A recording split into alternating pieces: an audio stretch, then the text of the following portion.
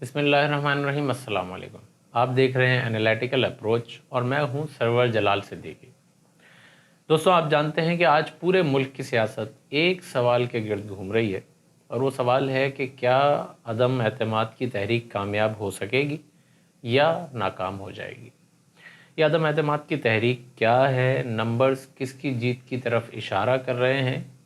اور حکومت نے اس سے ڈیل کرنے کے لیے کیا حکمت عملی تیار کی ہے؟ اور ماضی میں جمع کرائی گئی عدم اعتماد کے کیا کیا نتائج نکلے؟ آئیے جاننے کی کوشش کرتے ہیں یہ سب کچھ اس مختصر سی ویڈیو میں۔ پچھلی ویڈیو میں ہم تذکرہ کر چکے ہیں کہ کون سے ایسے حالات تھے جس کی بنا پر اپوزیشن میں یہ حوصلہ پیدا ہوا کہ انہوں نے 9 مارچ کو عدم اعتماد کی تحریک جمع کروائی، اور اس کے بعد سے اپوزیشن اپنی جگہ پر اعتماد ہے کہ ہم اس کو کامیاب بنائیں گے، اور حکومت کے اپنے دعوے ہیں کہ ہم اس کو ناکام بنا دیں گے۔ ان دعووں اور باتوں کو ایک طرف رکھ کے حقائق جاننے کی کوشش کرتے ہیں۔ آپ جانتے ہیں کہ پارلیمنٹ ہاؤس کے 2 ایوان ہوتے ہیں، ایک ہوتا ہے ایوان بالا اور ایک ہوتا ہے ایوان زیریں۔ ایوان بالا ہوتا ہے سینٹ اور ایوان زیریں ہوتا ہے نیشنل اسمبلی۔ عدم اعتماد کی تحریک کے پروسیجر میں سینٹ کا کوئی رول نہیں ہوتا، تو باقی بات رہ جاتی ہے نیشنل اسمبلی کی، اور نیشنل اسمبلی میں ارکان کی کل تعداد ہے 342۔ ایک سادہ سی لاجک یہ ہے کہ آج عمران خان پرائم منسٹر اس لیے ہیں کیونکہ آدھے سے زیادہ ارکان اسمبلی نے ان کو پرائم منسٹر تسلیم کیا ہوا ہے۔ یوں بھی کہہ سکتے ہیں کہ اگر آدھے سے زیادہ ارکان اسمبلی ان کو پرائم منسٹر تسلیم کرنے سے انکار کر دیں تو پھر عمران خان کے پاس وزیر اعظم رہنے کا جواز باقی نہیں رہتا۔ یہ آدھے سے زیادہ ارکان اسمبلی سے کیا مطلب ہے؟ یعنی ٹوٹل 342 ہیں تو ہاف ہو گئے 171، اور 50% سے زیادہ کا مطلب ہو گیا 171 سے زیادہ، یعنی ایٹ لیسٹ 172۔ یعنی اگر کم از کم 172 ممبرز عمران خان کے خلاف ووٹ دے دیتے ہیں تو تحریک عدم اعتماد کامیاب ہو جائے گی اور عمران خان کو اقتدار کی کرسی چھوڑنی پڑے گی۔ تو یہ کہہ سکتے ہیں کہ سارا کا سارا زور اس 172 کی فگر پہ ہے۔ اپوزیشن چاہتی ہے کہ کسی بھی طرح سے 172 ممبرز آ کے عمران خان کے خلاف ووٹ دے دیں، اور حکومت کی یہ کوشش ہے کہ 172 کی گنتی پوری نہ ہو پائے۔ اگر ہم گورنمنٹ اور اپوزیشن کے ارکان کی تعداد دیکھیں تو سچویشن کچھ اس طرح سے ہے کہ پی ٹی آئی کے 155 ممبرز ہیں، پی ایم ایل کیو جو ان کی اتحادی جماعت ہیں اس کے 5، ایم کیو ایم کے 7، بی اے پی بلوچستان عوامی پارٹی کے 5، جی ڈی اے کے 3، عوامی مسلم لیگ 1، جمہوری وطن پارٹی 1 اور انڈیپینڈنٹ 2 ممبرز۔ اس طرح گورنمنٹ کے ارکان کی ٹوٹل تعداد بن جاتی ہے 179، جبکہ اپوزیشن ان کے مقابلے میں کتنے ہیں؟ P M L N 84، Pakistan peoples party 56، Muttahida مجلس عمل 15، بلوچستان نیشنل پارٹی 4، عوامی نیشنل پارٹی 1 اور انڈیپینڈنٹ 2، یعنی یہ کل ملا کے بنتے ہیں 162۔ اب اس پہ اگر نظر ماریں اور اس کے حساب سے انالائز کریں تو حکومت کی پوزیشن بہت مستحکم نظر آتی ہے، اور اگر ہم اپوزیشن کے دعووں کو مان لیں تو اپوزیشن پھر ہی اکثر تبدیل ہو جاتی ہے۔ اپوزیشن کے دعوے یہ ہیں کہ پی ٹی آئی میں 22 اراکین ایسے ہیں جو پی ٹی آئی سے ناراض ہیں اور وہ اپوزیشن کے ساتھ مل کے عمران خان کے خلاف ووٹ دیں گے۔ اپوزیشن کے دعووں میں یہ بھی ہے کہ M Q M, P M L Q اور بلوچستان عوامی پارٹی بھی اپوزیشن کے ساتھ مل کے عمران خان کے خلاف ووٹ دے گی۔ اگر ان دعووں کو مان لیں تو پوزیشن اس طرح سے ہو جاتی ہے کہ اپوزیشن کی ارکان 200 کراس کر جاتے ہیں، جبکہ گورنمنٹ کے پاس صرف 140 اراکین بچتے ہیں۔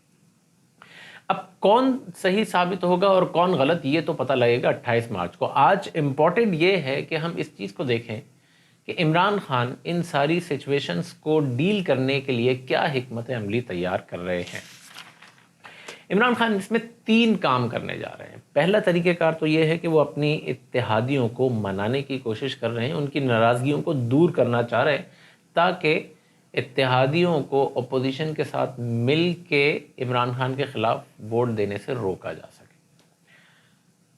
پی ٹی آئی کے ممبرز کا اسلام آباد سے پنجاب، سندھ اور بلوچستان آنا جانا لگا ہوا ہے تاکہ وہ اتحادیوں کے ساتھ کوئی ڈیل کر سکیں۔ ڈیل سے مراد یہ ہے کہ آج عمران خان کی اقتدار کی کرسی کو بچانے کے لیے یہ اتحادی جماعتیں عمران خان کا ساتھ دیں، اور پھر ان کے جو علاقائی مسائل ہیں ان کو حل کرنے میں عمران خان اپنا کردار ادا کر دیں۔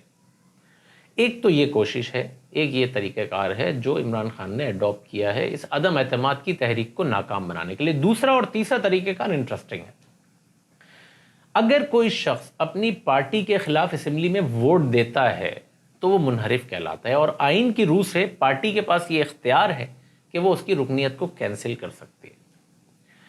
اس رول کو عمران خان نے اور پی ٹی آئی نے کچھ اس اسمارٹلی وے میں مولڈ کیا ہے اپنے حق میں، کہ وہ کہتے ہیں، پی ٹی آئی یہ کہتی ہے کہ پارٹی کی طرف سے یہ انسٹرکشنز ہوں گی کہ ووٹنگ کے دن کوئی بھی رکن اسمبلی میں نہیں آئے گا، اور اگر آنے کی کوشش کرے گا تو وہ منحرف کہلائے گا۔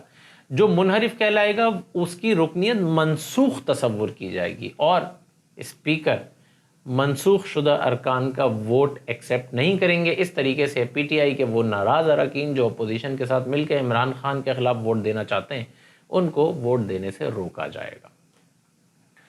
وہ کہ یہ بات بتا دوں، خبروں کے مطابق عمران خان کو ان کے وزیروں اور مشیروں نے یہ بتایا ہے کہ یہ فارمولہ قابل قبول نہیں ہوگا، مطلب یہ آئین کی روح سے یہ بات قابل قبول نہیں ہو پائے گی۔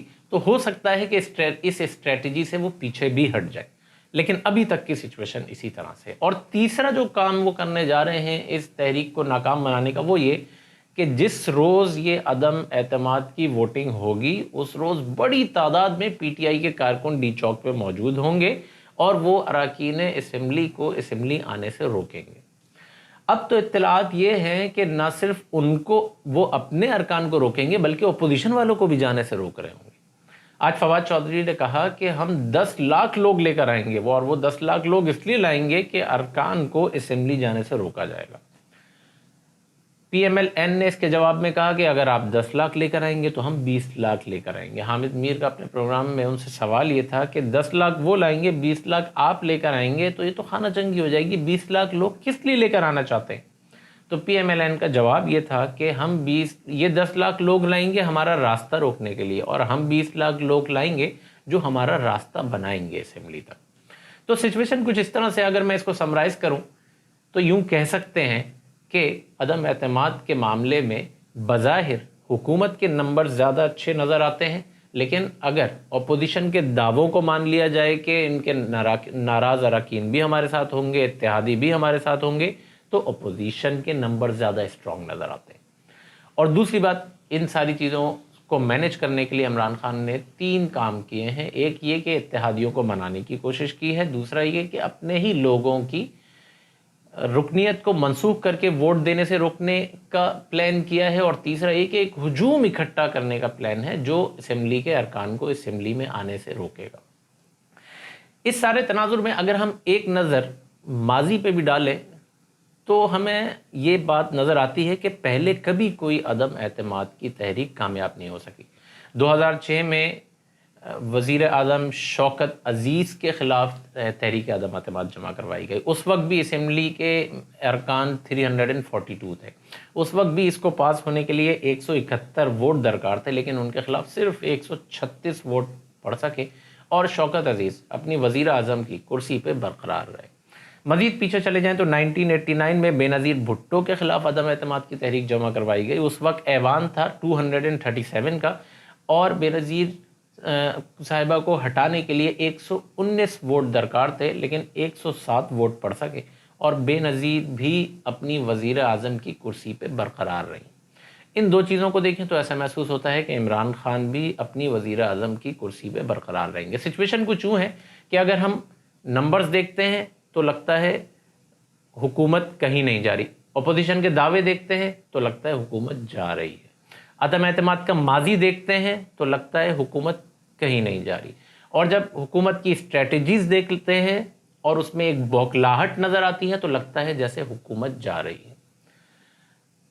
آپ اور میں مل کر اب یہ دیکھیں گے، ہمیں یہ دیکھنا ہے، وقت ہمیں بتائے گا کہ 28 تاریخ کو کیا فیصلہ ہوتا ہے۔ کیا عمران خان بھی ماضی کے وزرائے اعظم کی طرح اپنی وزیر اعظم کی کرسی پہ برقرار رہیں گے، یا خدا نخواستہ عمران خان کی حکومت کا خاتمہ ہو جائے گا؟